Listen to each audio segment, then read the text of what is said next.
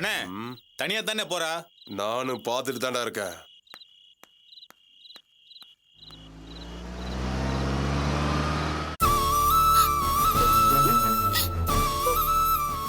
செல்வம் ஏதோ தெரியாம தப்பு பண்ணிடுச்சு.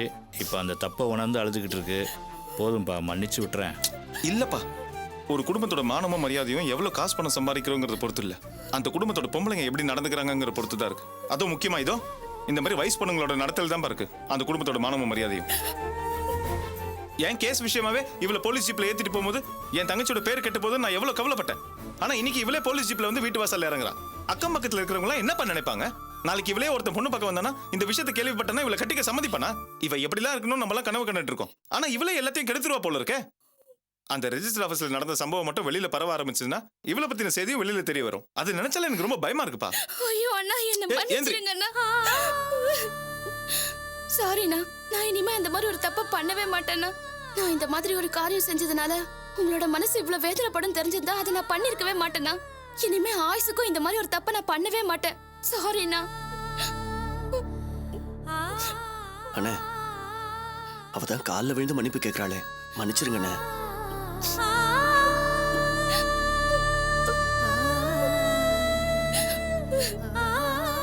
இது பாருமா, வாழ்க்கையில் இதுக்கப்புறம் என்கிட்ட மன்னிப்பு கேட்கிற சூழ்நிலை உனக்கு வரவே கூடாது. புரியுதா? பெரியப்பக்கு அப்புறம் இந்த வீட்டில் எனக்கு புத்திமதி சொல்றதுக்கு உனக்கு மட்டும்தான் புத்திசாலித்தனம் இருக்குன்னு நான் நினைச்சிட்டு இருக்கேன். நீ எப்படி பண்ண எப்படிமா?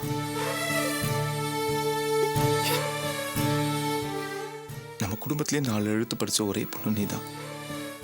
உன்னை படிக்க வைக்கிறதுக்கு நாங்கெல்லாம் ரொம்ப கஷ்டப்படுறோம்ல. நீ வாழ்க்கையில் நல்லா வரணும்னு எங்களுக்கெல்லாம் எவ்வளோ கனவு இருக்கும். நீ பெரிய பதவிக்கெல்லாம் போகணுமா? எங்க கனவெல்லாம் பொய்யாக்கிடுதுமா.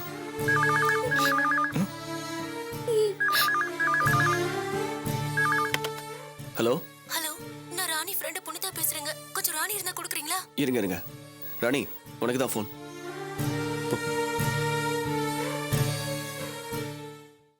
ஹலோ ராணி, நான் புனிதா பேசுறேன். உன் மேலயும் உங்க அண்ணி மேலயும் எங்க மாமா ஆளுங்க கோவமா இருக்காங்க. உங்களை தேடி சுத்திக்கிட்டு இருக்காங்க. ஐயோ, ஜாகிரதையா இருங்க. என்ன? சரி. என்ன என்னாச்சு? அண்ணா, என் ஃப்ரெண்ட் புனிதா பேசலாம். அவளோட தாய் மாமா எங்களை ரொம்ப கோவமா தேடிக்கிட்டு இருக்கானா. எங்க உயிருக்கு ஏதாவது ஆபத்து வந்துருமோன்னு ரொம்ப பயப்படுறா. அண்ணி வேற வீட்டுக்கு தனியா போயிருக்காங்கண்ணா. அண்ணா, ரொம்ப பயமா இருக்குண்ணா. அன்னைக்கெல்லாம் ஒண்ணாவது. நான் அவளை பத்திரமா பாத்துப்பேன், நீ கவலைப்படாத. பசு, நீங்க இருந்து எல்லாரையும் பாத்துக்கோ. நான் பாத்துக்கிறேன். சீக்கிரம் போப்பா, சீக்கிரம் போ. எல்லாம் ஒன்னாலதான். தேவை அதெல்லாம்.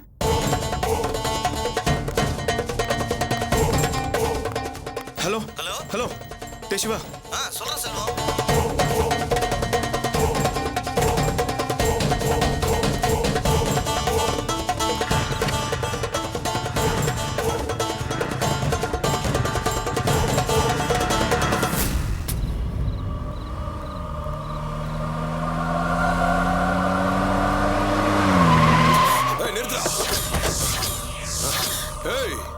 நீ மட்டும் குழந்தையால வீட்டுக்கு கூட்டு போய் சேஃப்டியா விட்டுட்டு வந்துட்ட. எங்க அக்கா பொண்ணை விட்டுட்டு போறதுக்கு என்னென்ன இழிச்சவன் நினைச்சிட்டு இருக்கியா? பெரிய கில்லாடி தாண்டி நீ. சாமர்த்தியமா ரெஜிஸ்டர் ஆபீஸ்ல வச்சு காரியத்தை சாதிச்சிட்டல. இவகிட்ட என்ன பேச்சு? ஆக வேண்டியதை பாருங்க. எங்க வீட்டு பொண்ணை ரெஜிஸ்டர் ஆபீஸ்ல வச்சு காப்பாத்துறல, இப்போ உன்னையவன் காப்பாத்துறான்னு பாக்குறேன்.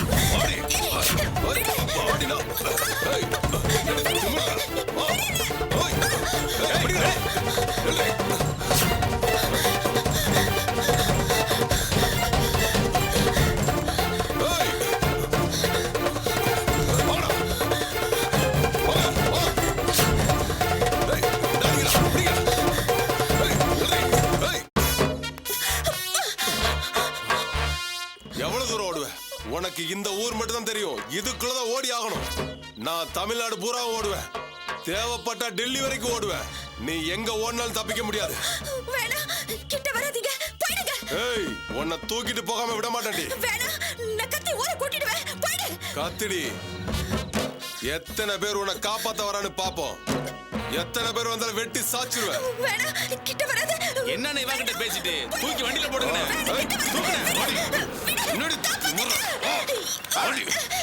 கதையை முடிச்சிடலாம். ஏய்,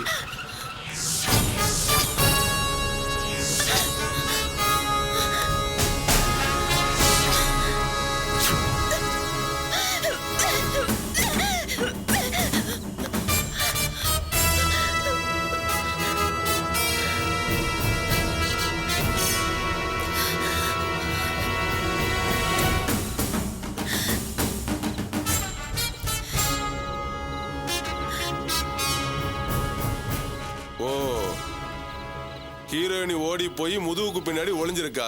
அப்ப இவர் தான் ஹீரோ. டேய், அவனை 2 தட்டு தட்டிட்டு அவளை தூக்கிட்டு வாங்கடா. ஏய், இதுக்கு மேல ஒரு அடி எடுத்து வச்சு வெட்டிடுவேன். நடந்தது எல்லாத்தையும் கேள்விப்பட்டு தாண்டா வந்திருக்கேன்.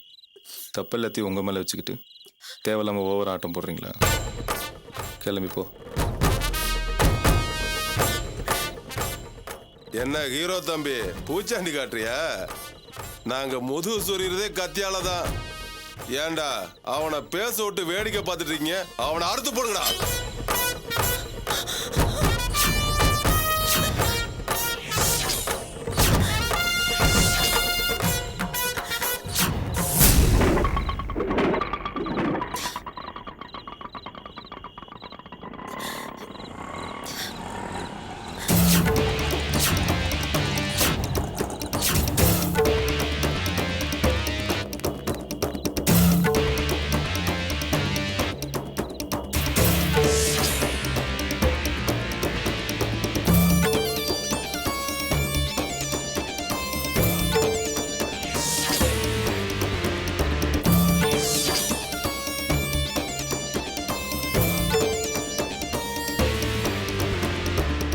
டேய், என்னமோ கத்தியே நீ தான் கண்டுபிடிச்ச மாதிரி பேசுன.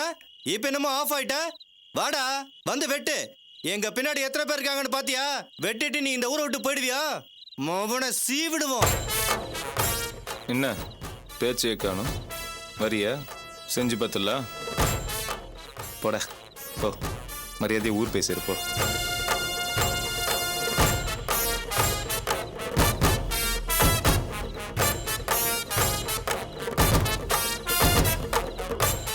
டேய், பிரச்சனை பெருசாயிரும் போல இருக்கு. வாங்கடா, அப்புறம் பாத்துக்கலாம்.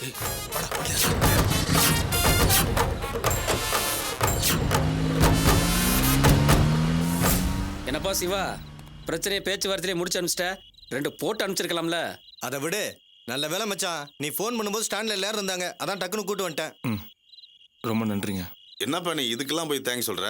நம்ம ஏரியா பொண்ணுகிட்ட போய் கலாட்டா பண்ணா நாங்கெல்லாம் சும்மா விட்டுருமா? சரி, எல்லாரும் கிளம்புங்க. நான் இவங்களை பேசி அனுப்பிச்சிட்டு வந்துடுறேன். சரி, ஓகே. ஓகேவா? சரி, நான் வரணும். சரிடா மச்சான், நானும் கிளம்புறேன். டேய், நீ போகும்போது அர்ச்சனாவை அவள் வீட்டில் விட்டு போயிடு. என்னடா விளையாடுறியா? அதெல்லாம் சரியா வராது. நீயே இட்டுன்னு போய் விட்டு போ. டேய், சொன்னா கேளுடா. டேய், இட்டுன்னு போய் விடுறா.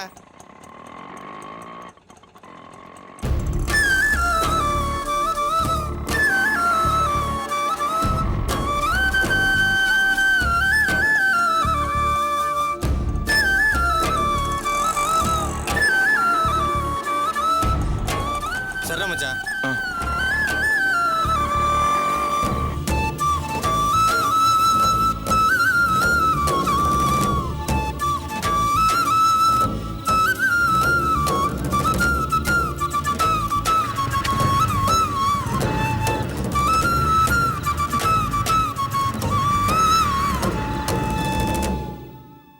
என்னங்க சொல்றீங்க நீங்க?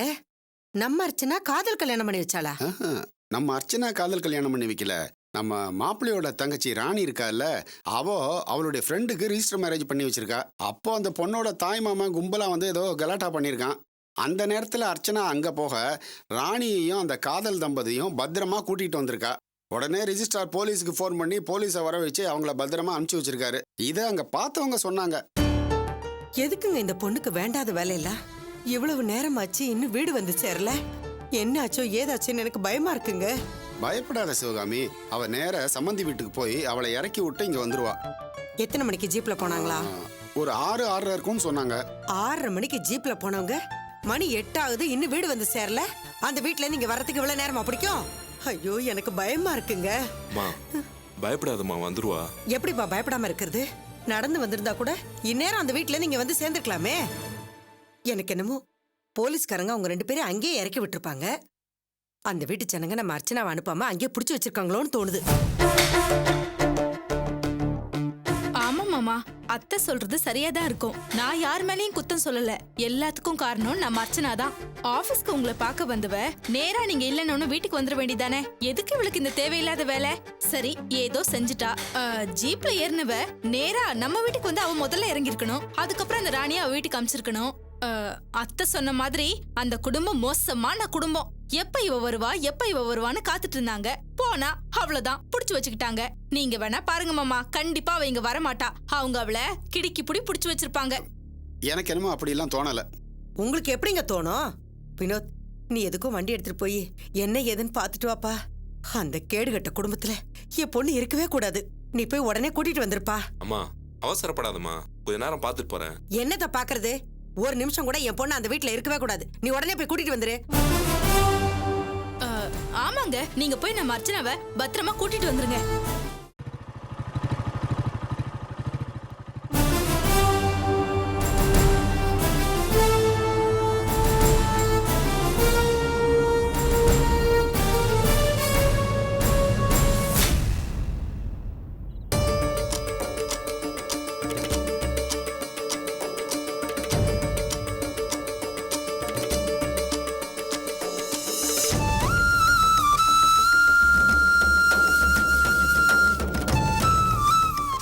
அர்ச்சனா, அம்மாடி அர்ச்சனா, நான் என்னென்னவோ கேள்விப்பட்டேன். உனக்கு ஒன்றும் ஆயிடலையம்மா. நான் பயந்து போயிட்டேம்மா. மாப்பிள்ள உள்ள வாங்க. சிவகாமி, என்னமோ சொன்னியே பாத்தியா? மாப்பிள்ளைய அர்ச்சனாவை பத்திரமா கூட்டிட்டு வந்துட்டாரு. நீ நினைக்கிற மாதிரி உன் பொண்ணை யாரும் பிடிச்சி வச்சுக்க மாட்டாங்க. மாப்பிள்ள அந்த மாதிரி ஆளும் இல்லை. முதல்ல மாப்பிள்ளைய உள்ள வாங்கன்னு கூப்பிடு. ரொம்ப தேங்க்ஸ் மாப்பிள்ள. நாங்க அர்ச்சனாவுக்கு என்ன ஆச்சோன்னு பயந்துகிட்டு இருந்தோம். நீ போன வேலை என்ன, செஞ்சுட்டு வந்திருக்க வேலை என்ன? யாரோ யாருக்கோ கல்யாணம் பண்ணி வச்சா உனக்கு என்னமா வந்தது? உனக்கு எதுக்கு இந்த தேவையில்லாத பஞ்சாயத்தெல்லாம்? என்னம்மா சொல்றீங்க? யாரோ எப்படிமா என்னால வர முடியும்? பாதிக்கப்பட்டது என்னோட நாத்தனாரு, அதுவும் வயசு பொண்ணு. காப்பாத்த வேண்டியது என்னோட கடமை இல்லையா? என் கடமையை தான் நான் செஞ்சேன். நாத்தனாரு, பெரிய நாத்தனாரு. அவளை காப்பாத்த போய் தான் உன் உயிருக்கு ஆபத்து வந்ததாமே. அர்ச்சனா, அந்த குரூப் கொலைகார கும்பலாமே, உனக்கு எந்த ஆபத்தும் இல்லையே. அங்க ரெஜிஸ்டர் ஆபீஸ்ல எந்த பிரச்சனையும் இல்ல அண்ணி. போலீஸ் வந்து எல்லாரையும் காப்பாத்திட்டாங்க. அங்கிருந்து நம்ம வீட்டுக்கு வர வழியில தான் பெரிய ஆபத்து ஆயிடுச்சு. ஏமா, என்னாச்சு?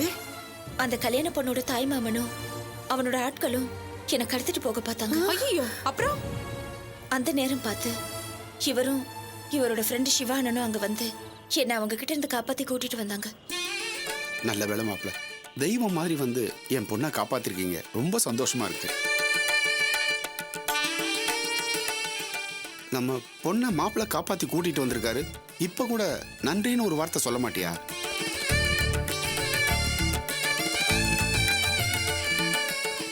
பொண்டாட்டி வேண்டாம் குடும்பம் வேண்டாம்னு சொன்னவர் தான் பொண்டாட்டிக்கு ஒரு ஆபத்துன்னு தெரிஞ்ச உடனே ஓடி வந்து முதல் ஆளா உதவி செஞ்சிருக்காரே, அதுதான் மாப்பிள்ள.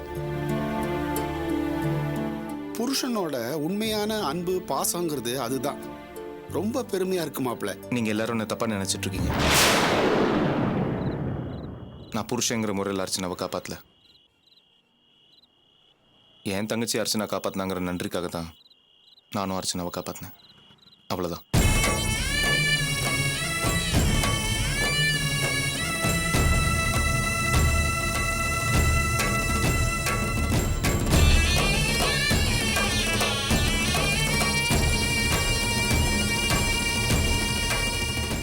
நீங்க என்ன செல்வம் சொல்றீங்க? அப்ப அர்ச்சனா உங்க பொண்டாட்டி இல்ல, அவளை உங்களுக்கு பிடிக்கல, அவளோட வாழ உங்களுக்கு விருப்பம் இல்லைன்னு சொல்றீங்களா? ஆமா, அர்ச்சனா என் பொண்டாட்டி இல்ல.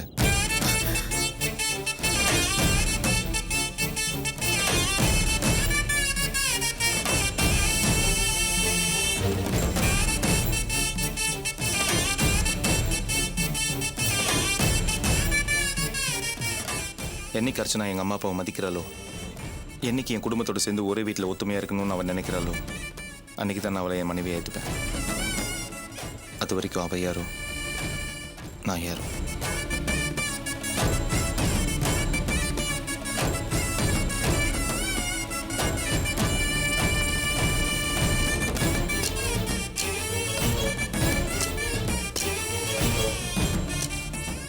வாசல் வரைக்கும் வந்துட்டு உள்ள வராம போறீங்களே மாப்பிள்ள. எதா இருந்தாலும் பேசி தீர்த்துக்கலாம் மாப்பிள்ள. மாப்பிள்ள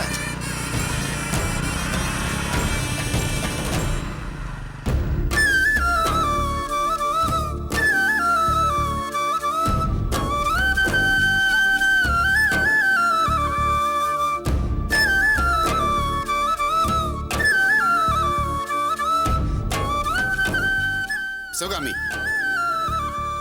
மாப்பிள்ளை நல்லவரா இருந்ததுனால தான் நம்ம பொண்ணு அர்ச்சனாவை காப்பாத்தி கூட்டிட்டு வந்திருக்காரு. அவருக்கு நன்றின்னு ஒரு வார்த்தை உன்னால சொல்ல முடியல. அர்ச்சனாவை தன் பொண்டாட்டியே இல்லைன்னு சொல்லிட்டு போறாருன்னா அதுக்கு என்ன காரணம்? உன்னுடைய வீம்பும் வைராகியமும் தான். அம்மா, இதுக்கப்புறமும் நீ மாப்பிளைய வெறுத்து பேசுறதுல நியாயம் இல்லம்மா. அவர் நல்லவர்னு 1க்கு 100 தடவை நிரூபிச்சிருக்காரு. இதுக்கப்புறமும் அந்த குடும்பத்துல இருந்து அவரை பிரிக்க பார்த்தனா அந்த கடவுள் கூட உன்னை மன்னிக்க மாட்டாருமா. சிவகாமி, கொஞ்சம் யோசிச்சு பாரு. அவங்க 2 பேரும் பிரிஞ்சிருந்தாலும் மாப்பிள்ளைக்கு நம்ம குடும்பத்து பேர்லயும் அர்ச்சனாவுக்கு அவங்க குடும்பத்து பேர்லயும் பாசம் இருக்கு. இதுல இருந்து என்ன தெரியுது? அவங்க 2 பேரும் சேர்ந்து வாழணும்னு பிரியப்படுறாங்கன்னு உனக்கு புரியலையா?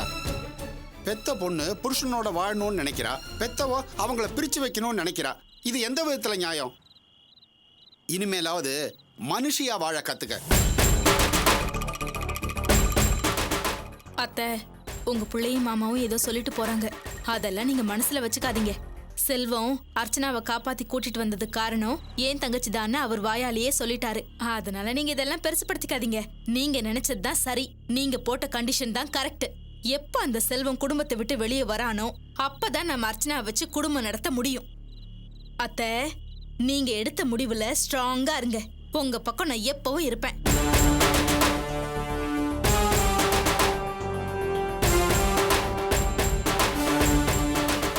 அர்ச்சனா, வா வாமா.